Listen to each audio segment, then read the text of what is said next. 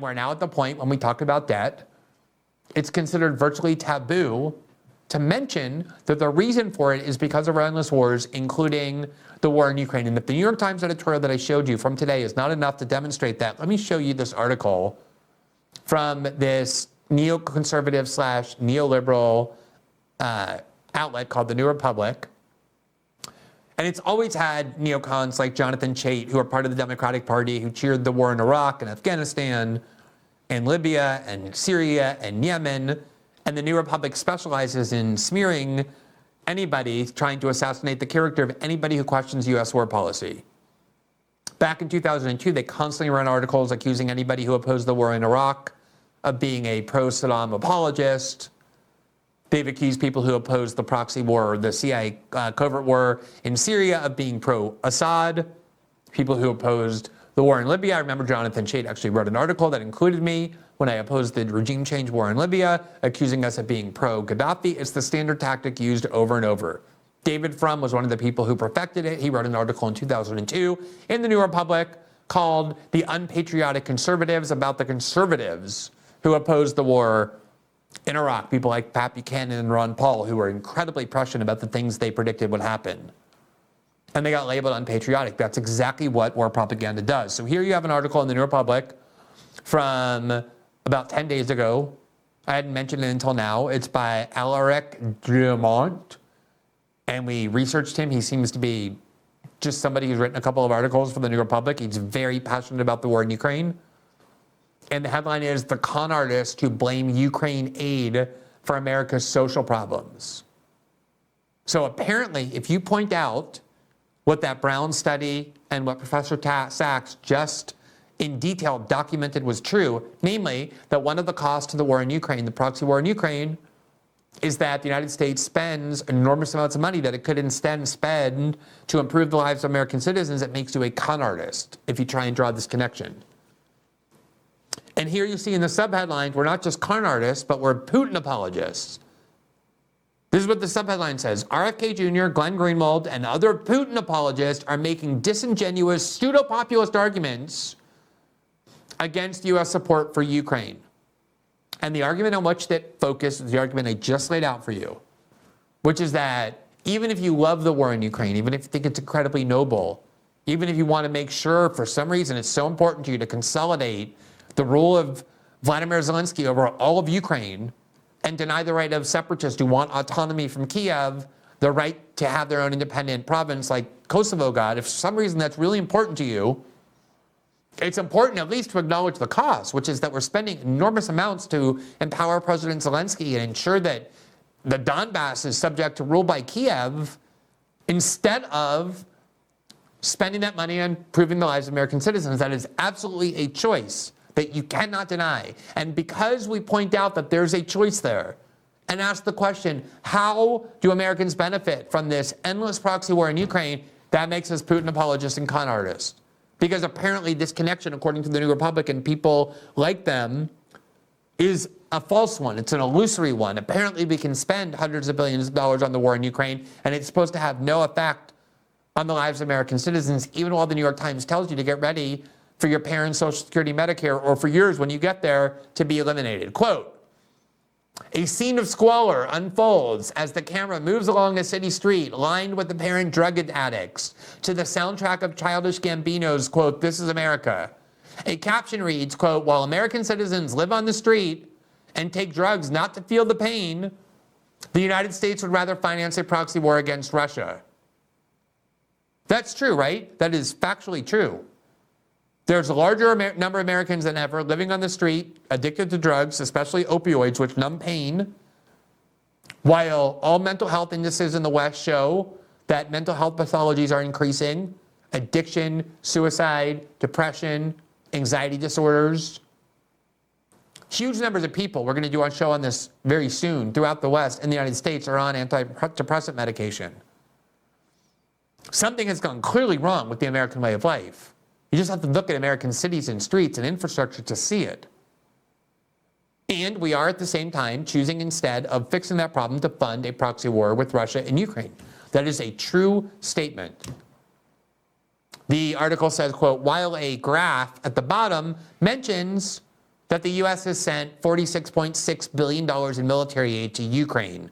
This is supposed to be an example of the kind of thing that you're supposed to hate and think is Kremlin propaganda. The video on TikTok is but one of the countless posts across social media that convey the same underlying message.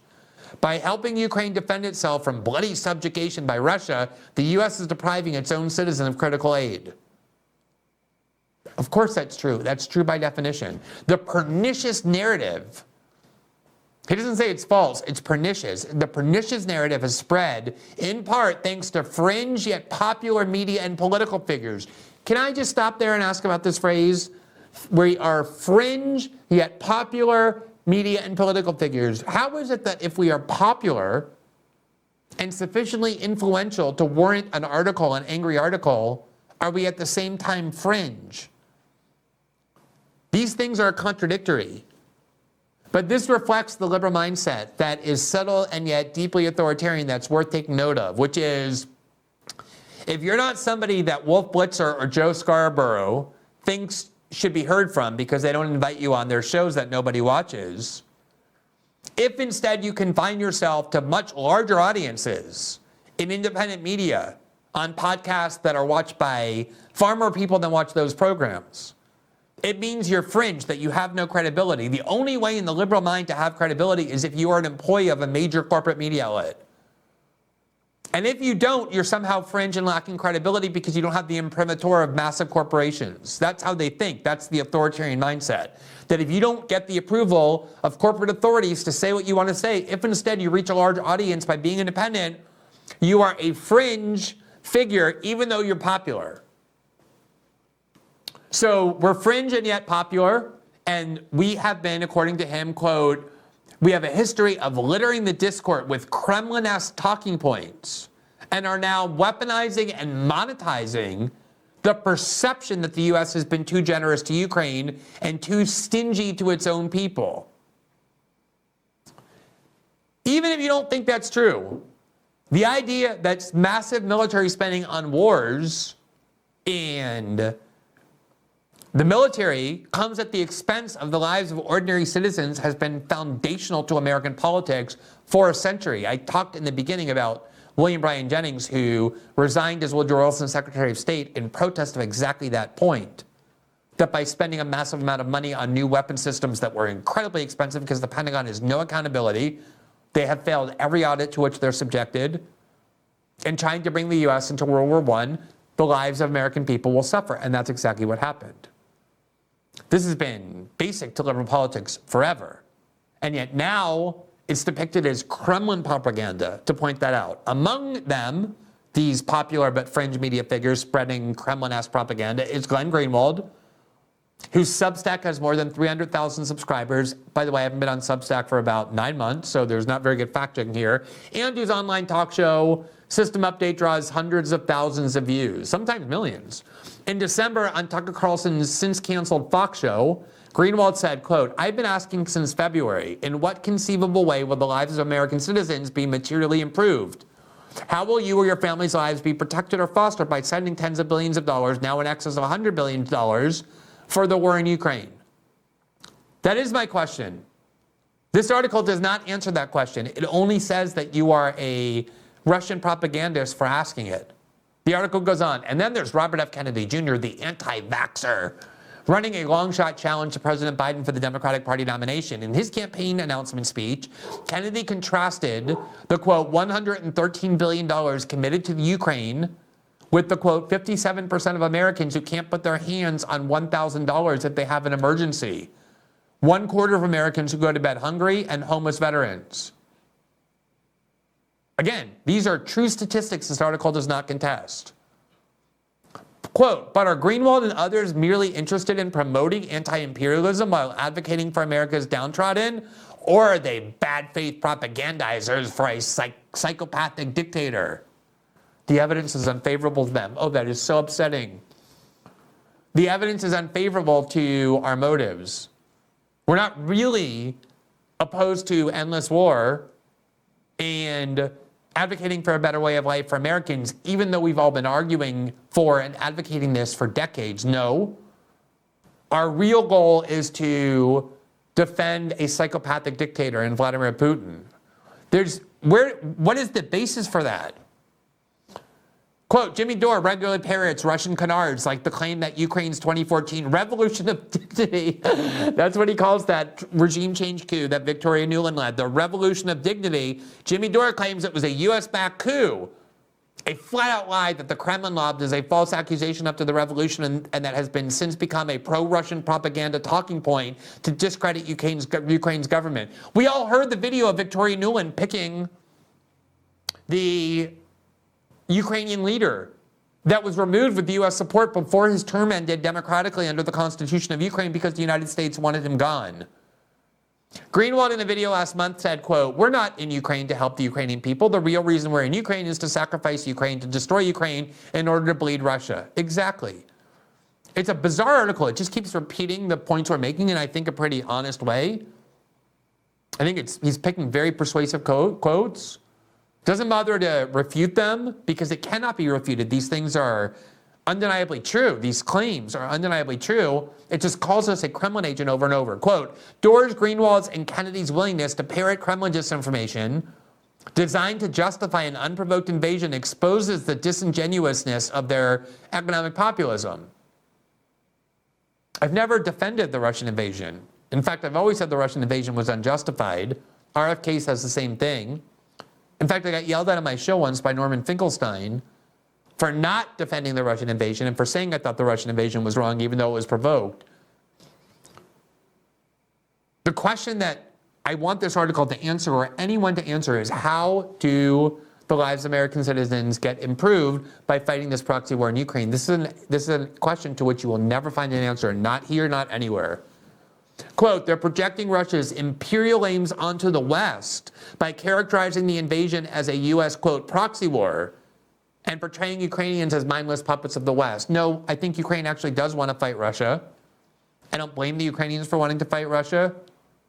I don't have any objection to the Ukrainians wanting to fight Russia. My objection is with my government for pouring huge amounts of money into a war, the intention of which is to bleed Russia at Ukraine's expense, and in the process, depriving American people of the resources that are rightly their own. Now, the idea that only Russian propagandists call this war what it is, which is a proxy war, is preposterous for so many reasons, beginning with the fact that it is a classic proxy war. The Ukrainians are completely dependent on their Western sponsors and their American sponsors. This war would not be able to go on if we weren't funding their weapons acquisitions and the financing of this war. That is a classic proxy war.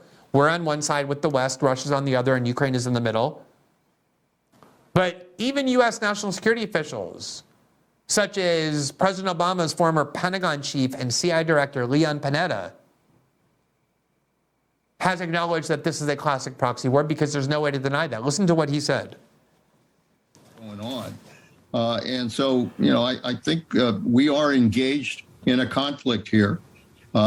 It's a proxy war with Russia, whether we say so or not. That effectively is what's going on. And for so that, is he a Russian propagandist for pointing out the truth? These people want you to lie, or you stand accused of being a Russian apologist. And I just want to make clear that this is, again, the tactic in every war. Go back and look what the New Republic was saying about opponents of the U.S. invasion of Iraq. It was exactly the same kind of rhetoric. This is what neocons do in every case. Now, let's go back to this article, which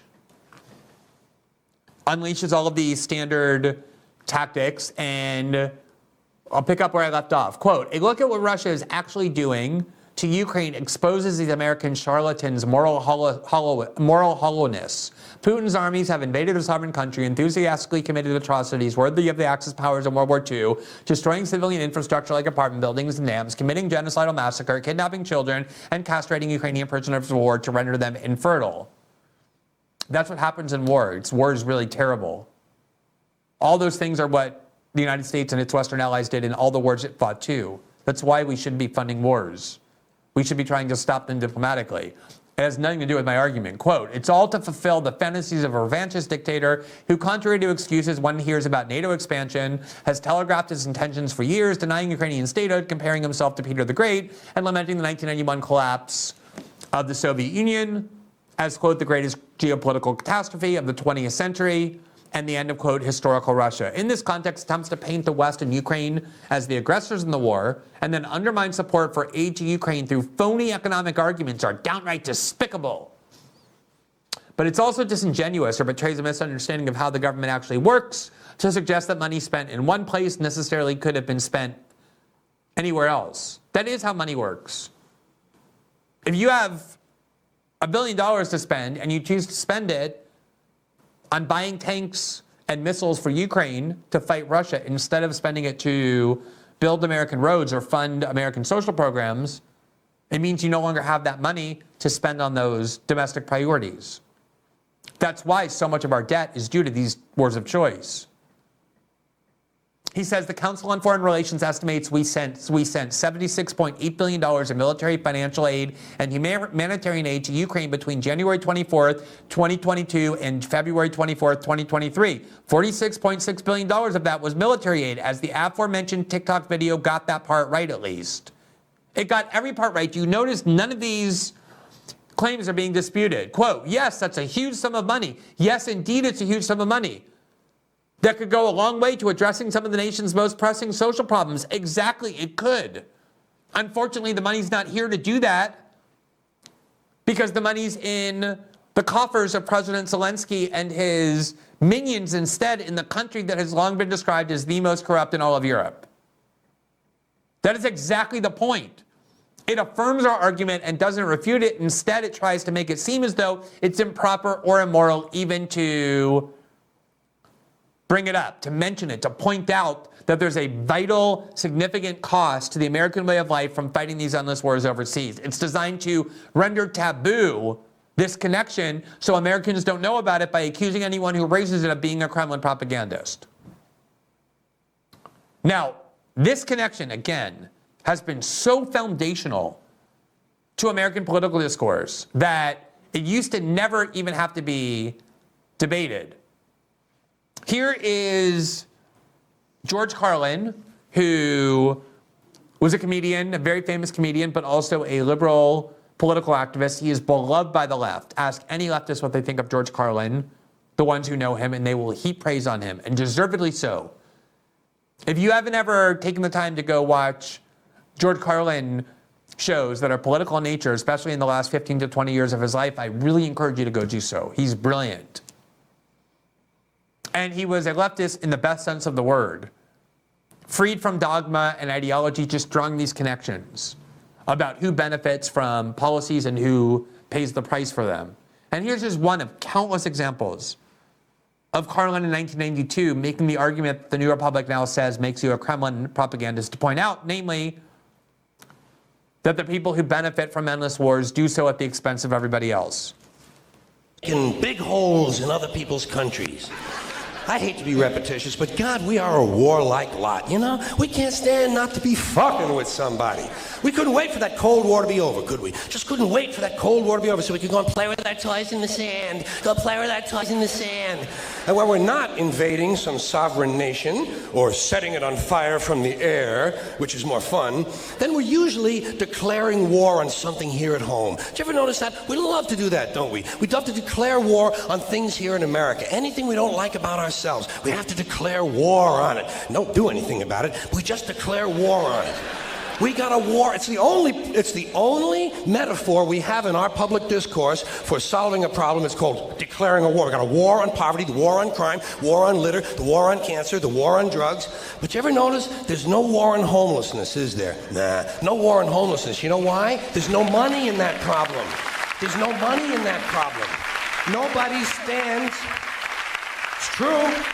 Nobody stands to get rich off of that problem. You could find a solution to homelessness where the corporate swine and the politicians could steal a couple of $1 million each. You'd see the streets of America begin to clear up pretty goddamn quick. I'll guarantee you that. I will guarantee you that. And this is so basic. If you deny that, if you deny the choices that get made by American elites, the ones that benefit themselves at the expense of everyone else, you know nothing about politics. Nothing. You don't know the first thing about how Washington works. Thanks for watching this clip from System Update, our live show that airs every Monday through Friday at 7 p.m. Eastern exclusively on Rumble. You can catch the full nightly shows live or view the backlog of episodes for free on our Rumble page. You can also find full episodes the morning after they air across all major podcasting platforms, including Spotify and Apple. All the information you need is linked below. We hope to see you there.